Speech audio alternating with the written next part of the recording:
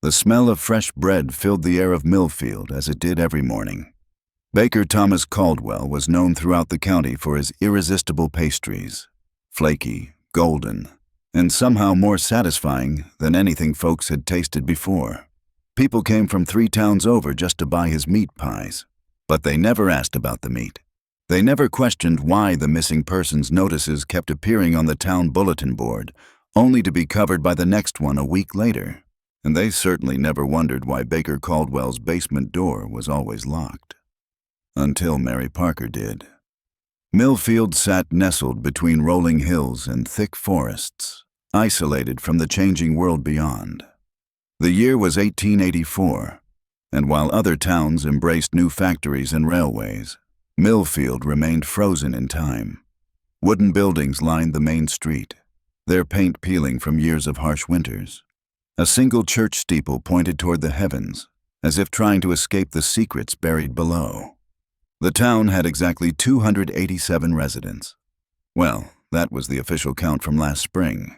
No one had bothered to update the number despite the disappearances. First was old Jeremiah Wallace, the town drunk. He vanished after a particularly harsh winter night. Most assumed he'd finally succumbed to the cold, his body buried somewhere beneath the snow. But when spring came and the snow melted, no trace of Jeremiah appeared. "Probably moved on to the next town," Mayor Williams had said with a dismissive wave of his hand. "Looking for cheaper whiskey." Next was young Eliza Thornton, barely 16. She'd gone to collect berries from the edge of the woods and never returned. Search parties combed the forest for days before giving up. "Probably ran off with that boy from Westbrook," her father concluded, though no one had seen any boy from Westbrook coming around. Then 3 more vanished within a month. The widow Jenkins, blacksmith's apprentice Samuel, and Dr. Harris's youngest son. Each disappearance was met with less concern than the last. This was just the way of small towns, people reasoned. Folks leave. They seek better opportunities. They run from debts or broken hearts. But Mary Parker knew better. Mary was the schoolteacher, new to town just 6 months prior. She'd come from Boston with modern ideas and a sharp mind that noticed patterns others missed, like how each disappearance coincided with one of Baker Caldwell's special sales, or how the baker's shop never seemed to run out of meat despite the butcher complaining about poor hunting that season. She also noticed how the townspeople acted after eating Caldwell's meat pies, docile, almost dreamlike. They'd smile absently when she mentioned the missing. They'd change the subject when she asked too many questions. And most disturbing of all, she noticed how Thomas Caldwell watched her from his shop window, eyes following her daily walk to the schoolhouse, his expression calculating rather than admiring. Thomas Caldwell hadn't always been a baker. Few in town knew of his past, and those who did never spoke of it. Before Millfield, he'd worked as a surgeon's assistant in Chicago. His hands, now dusted with flour, had once been stained with blood of a different sort. He'd learned the human body by watching Dr. Montague dissect cadavers, unclaimed bodies from the city morgue. Thomas had been fascinated not by healing, but by the mechanics of flesh. How muscles connected to bone, how organs nestled perfectly within the cavity of the rib cage, how similar humans were to livestock. Dr. Montague had dismissed him after catching Thomas conducting his own experiments late one night. Experiments that involved parts from different bodies stitched together, an attempt to create something new, something better. Thomas had wandered westward after that, taking odd jobs at slaughterhouses and butcher shops, perfecting his skills with a knife. He eventually found himself in Millfield, a town too small to ask many questions about a stranger's past. The previous baker had been all too happy to sell his shop when Thomas offered cash. Within weeks, Thomas had transformed the struggling bakery into the town's central gathering place. His bread was exceptional, but his meat pies became legendary. "What's your secret ingredient?" customers would ask with delighted smiles, flaky crumbs clinging to their lips. "Family recipe," Thomas would respond, his gray eyes crinkling at the corners. "Can't give away everything now, can I?" The secret wasn't in herbs or spices. It was in the meat itself, and in what Thomas added to it. During his time with Dr. Montague, Thomas had developed an interest in chemistry alongside anatomy. He'd read obscure medical journals, studied ancient texts on alchemy. He'd discovered that certain combinations of plants, properly prepared and administered, could alter the mind, make people suggestible, make them forget. And the flesh of those who had consumed these compounds for weeks retained the properties, passing them on to those who ate it. It was a perfect system. Thomas would select someone from town, usually those who wouldn't be immediately missed. He'd supply them with free bread for weeks, bread containing his special additions. Once properly prepared, he'd invite them to the bakery after hours to try a new recipe. They never left through the front door. The basement of the bakery had been expanded, a series of rooms carved into the earth beneath Millfield. Thomas had worked nights for months, hauling dirt out in sacks, reinforcing walls with timber stolen from the lumberyard. In these rooms, he kept his special ingredients fresh until needed. Some rooms housed living specimens, waiting to be properly prepared.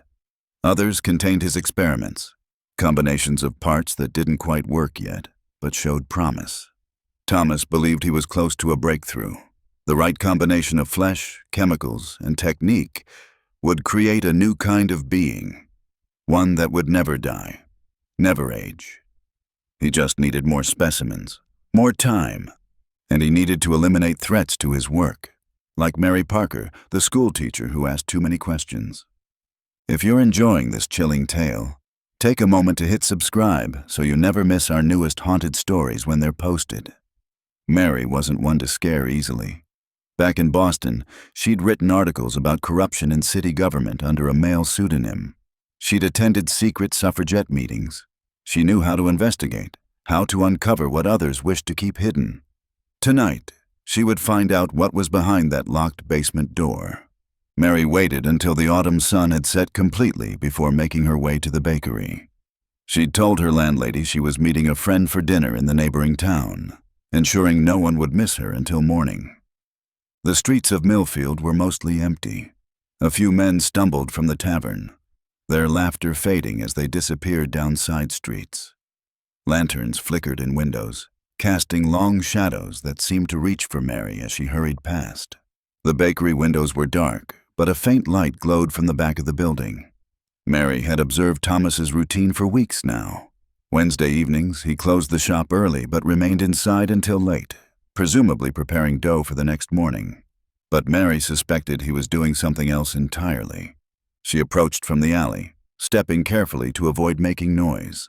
The back door would be locked, but the small window to the storage room had a broken latch. She'd noticed it while delivering a note from a student's mother last week. Pulling herself up on a crate, Mary peered through the window. The storage room was empty, sacks of flour piled neatly against one wall. She pushed gently on the glass, and it swung inward without resistance. Mary hesitated only briefly before climbing through. The smell hit her immediately.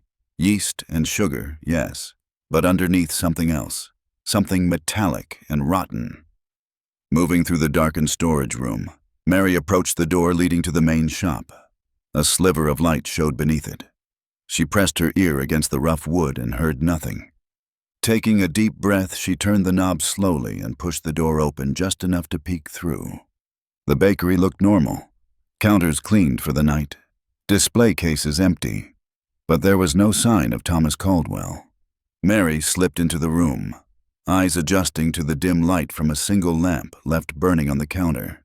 The basement door was across the shop floor, beside the large brick oven. That door, always locked during business hours, always mentioned in hushed warnings to children who visited the bakery, was now slightly ajar. And from beyond it came a sound that froze Mary's blood. A moan, distinctly human yet somehow wrong, as if forced through a damaged throat. Mary considered her options. The sensible choice would be to leave, to fetch the sheriff with some convincing story. But Sheriff Collins was the biggest admirer of Caldwell's meat pies, often seen napping at his desk after lunch. Would he believe her without evidence? No, she needed to see for herself. Document the horror if it existed. Mary had brought her small journal and pencil, tucked into the pocket of her skirt. She would record everything, then go straight to the county authorities if necessary. The basement stairs creaked despite her careful steps. The moaning grew louder as she descended, joined now by a rhythmic thumping and the sound of metal scraping against metal. At the bottom of the stairs, a narrow corridor stretched before her, lit by gas lamps mounted on the walls. The earthen floor had been packed solid by frequent footsteps. The walls were lined with doors, 5 on each side, each secured with a heavy iron lock, except for one, halfway down on the left. This door stood partially open, and from it spilled more light and those terrible sounds. Mary crept forward, her heart pounding so loudly she feared it would give her away. Reaching the door, she angled herself to peer through the gap without being seen. What she witnessed would haunt her for whatever remained of her life. The room beyond the door was larger than Mary expected, carved from the earth beneath Millfield and reinforced with timber beams. Gas lamps blazed from all corners, illuminating a scene from the deepest circle of hell. In the center stood a large wooden table, similar to the one upstairs where Thomas kneaded his dough. But this table was stained dark with old blood, its surface scarred from countless cuts. Metal tools hung from hooks on the wall, cleavers, bone saws, thin-bladed knives. Thomas Caldwell stood with his back to the door, his usually pristine apron now splattered crimson. Before him on the table lay what had once been Emmett Gray, the chimney sweep who'd moved to his sister's in Chicago last month. At least, parts of him. Thomas was working methodically, separating muscle from bone with practiced precision. He hummed tunelessly as he worked, occasionally consulting a leather-bound journal that lay open beside his grisly project. But what made Mary clamp her hand over her mouth to stifle a scream wasn't Emmett's dismembered remains. It was the fact that Emmett's head, separated from his body, still had open eyes that blinked in slow, pained confusion. And it wasn't just Emmett. Along the wall to the right were 3 large glass tanks filled with cloudy liquid. Within each floated a human head, tubes and wires connecting to stumps of necks. As Mary watched in horror, one of the heads, belonging to Eliza Thornton, the berry picker, turned slightly in its tank, bubbles escaping from its mouth. Mary must have made some small sound, because Thomas suddenly stiffened. He turned, his face splattered with blood, eyes widening when they met Mary's through the doorway. "Miss Parker," he said, his voice eerily calm. "I was planning to invite you for tea tomorrow, but this saves me the trouble." Mary turned to run, but her skirt caught on a nail protruding from the doorframe. She yanked it free and bolted down the corridor toward the stairs, Thomas's footsteps heavy behind her. She reached the bottom of the staircase just as his hand grabbed her shoulder. Twisting away, she swung her arm backward, connecting with something soft. Thomas grunted in pain. Mary scrambled up the steps, not looking back. She burst through the basement door into the bakery, knocking over a tray of measuring cups in her haste. The clatter seemed deafening in the night-quiet shop. The front door was locked. She'd have to go back through the storage room. Mary darted behind the counter just as Thomas emerged from the basement, a cleaver now in his hand. "You don't understand what I'm creating," he called, his voice reasonable despite the madness of his words. "It's magnificent. The next stage of human evolution." Mary ducked into the kitchen, heading for the storage room door. Behind her, Thomas continued his measured pursuit. "The human body is inefficient, Miss Parker. So much waste. I'm eliminating that waste. Imagine consciousness freed from the constraints of a failing body. Imagine living forever." The storage room door was just ahead. Mary reached for the handle and found it locked. Thomas had somehow circled around. He now stood between her and the window she'd entered through, his tall frame blocking any escape. "You're an educated woman," he said, stepping closer. "I expected you to appreciate my work, to understand its importance." Mary backed away until she felt the large oven behind her. Its brick surface still held residual warmth from the day's baking. "The others didn't understand either at first," Thomas continued, gesturing with the cleaver. "But they do now. They're part of something greater, and you will be too. Mary's hand touched something solid on the counter beside the oven, a heavy rolling pin. Her fingers closed around it just as Thomas lunged forward.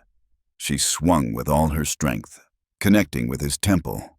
Thomas staggered, the cleaver clattering to the floor. Mary didn't wait to see if he would recover. She ran past him, scooping up the fallen cleaver, and smashed the window with its handle before climbing through. The cold night air hit her face as she tumbled into the alley. Rising quickly, Mary ran toward the sheriff's office, certain that Thomas would be close behind. But the streets remained empty. No pursuing footsteps echoed on the cobblestones. Sheriff Collins looked up from his desk as Mary burst through the door, her dress torn, her hands bleeding from the broken window glass. "Miss Parker, what in heaven's name?" "The baker," she gasped, struggling to catch her breath. "Thomas Caldwell. He's killing people, experimenting on them. The missing townspeople. They're in his basement." The sheriff's expression changed from concern to something more guarded. He rose slowly from his chair. "You've been in Caldwell's basement?" "Yes. Just now. We have to arrest him immediately before he destroys the evidence." Sheriff Collins sighed heavily. He walked to the door Mary had left open and closed it with a decisive click. When he turned back to her, his eyes had the same dreamlike quality she'd observed in other townspeople after consuming Caldwell's pies. "I think you should sit down, Miss Parker.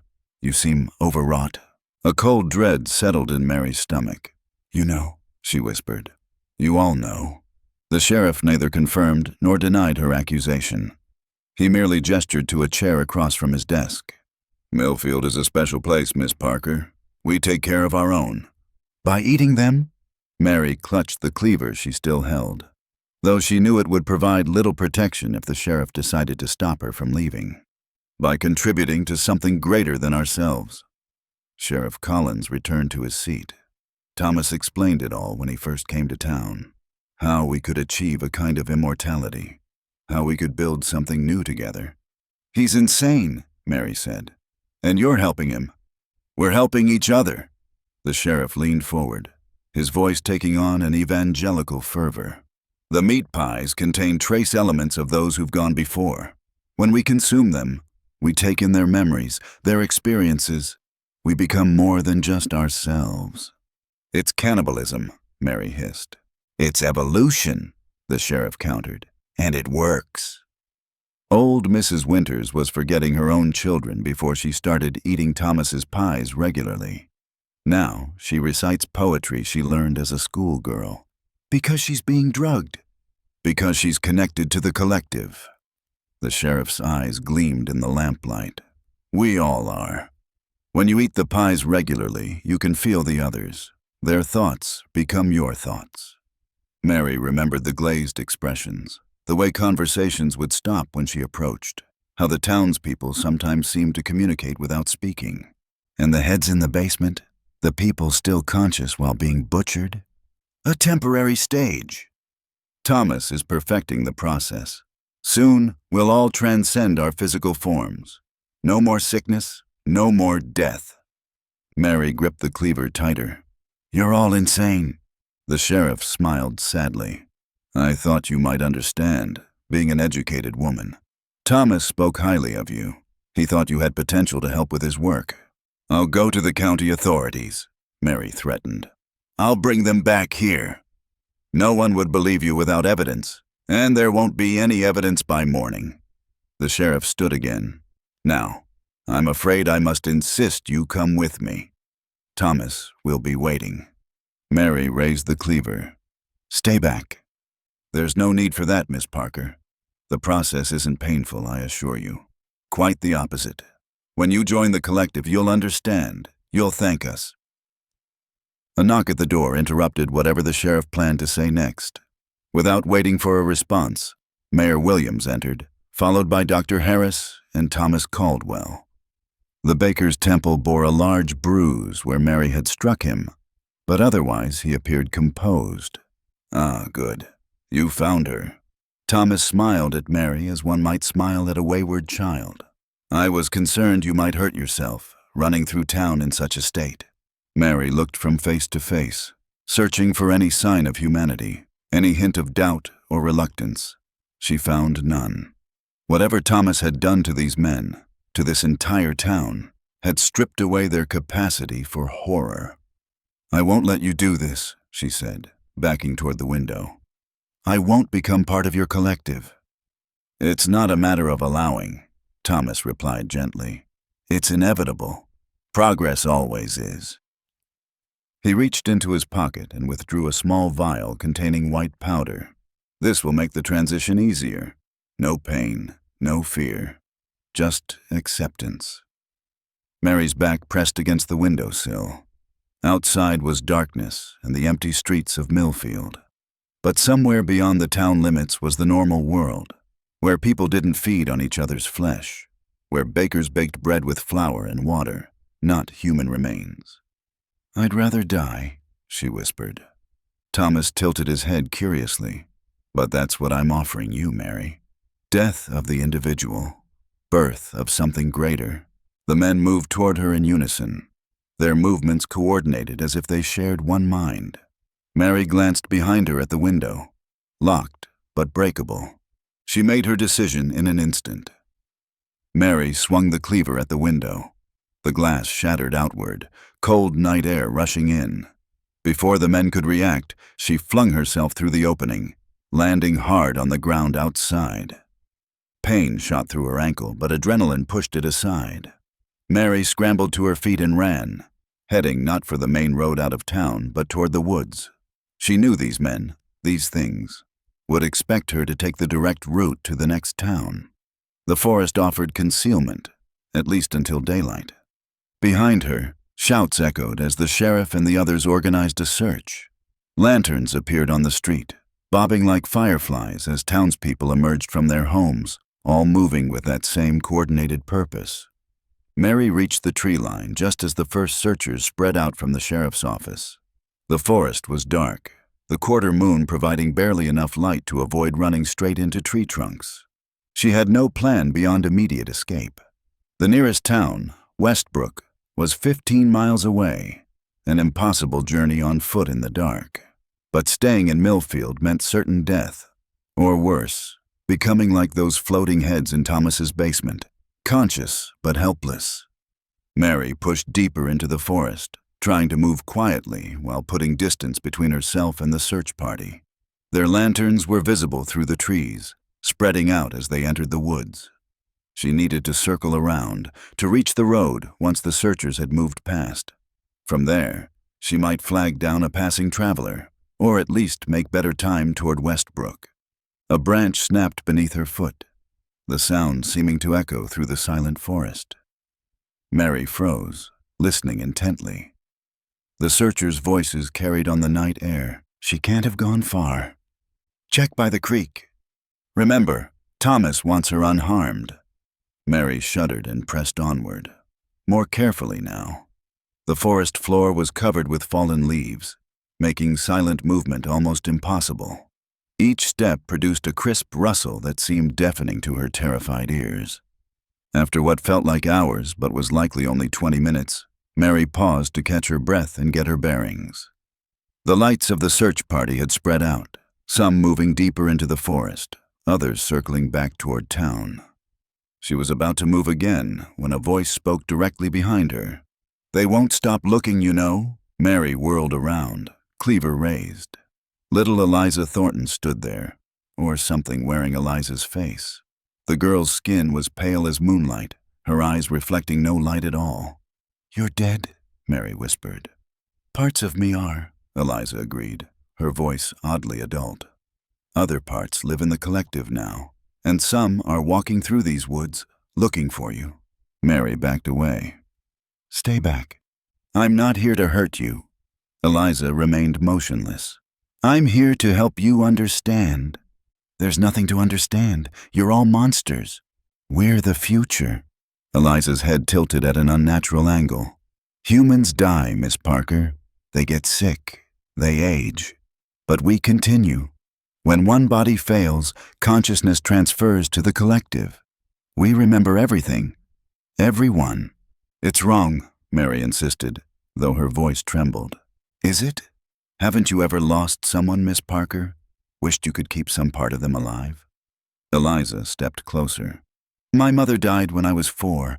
I barely remembered her face. But after joining the collective, I have her memories. I can see through her eyes, feel what she felt. Mary continued backing away. It's not real. It's just Thomas's drugs making you think. I know things I couldn't possibly know otherwise. Eliza's voice took on a sing-song quality. Like how you're not really Mary Parker from Boston. How the real Mary Parker died of typhoid before ever reaching Millfield. How you took her identity because you're running from something. Mary's blood went cold. That's not true. Then why did you burn those letters from the Boston School Board asking about credentials you don't have? Why do you avoid all questions about your past? Eliza smiled. The collective knows, Elizabeth. Or do you prefer Lizzie now? Mary, Elizabeth, felt the world tilt beneath her. No one knew. No one could know. She'd been so careful. How? She whispered. Thomas added Dr. Williams to the collective last spring. He treated a patient from Boston who mentioned the real Mary Parker's death. The connection was made when you arrived using her name. Eliza's smile widened. The collective remembers everything, Elizabeth. Every secret, every sin. A twig snapped nearby. The search party was closing in. They're coming for you, Eliza said unnecessarily. But you don't need to run anymore. Join us. Your secrets will be safe in the collective, and you'll never be alone again. Elizabeth, for that was indeed her name, gripped the cleaver tighter. She had run for so long. From Boston, from the accusations, from the fire she'd started to cover her crimes. Thomas understands damaged people, Eliza continued. He doesn't judge. None of us do. In the collective, the past doesn't matter. Thomas Caldwell stood in the center of the road. Behind him, townspeople emerged from the trees, their faces blank in the moonlight. Elizabeth, he said, your mind is exactly what I need to complete my formula. Join us willingly. Elizabeth looked down at the cleaver in her hand. There were too many to fight. No escape. You're right, she said quietly. I'm tired of running. Thomas's face lit up. He stepped forward to take the cleaver. In one swift movement, Elizabeth raised the blade, not toward Thomas, but to her own throat. Thomas's eyes widened. No! But it was too late. 5 years later, a traveler stopped at a roadside bakery in a town that wasn't on his map. The baker smiled, offering him a meat pie. Family recipe, the baker said, gray eyes crinkling at the corners. But something in those eyes wasn't quite right. The traveler noticed a small scar across the baker's throat.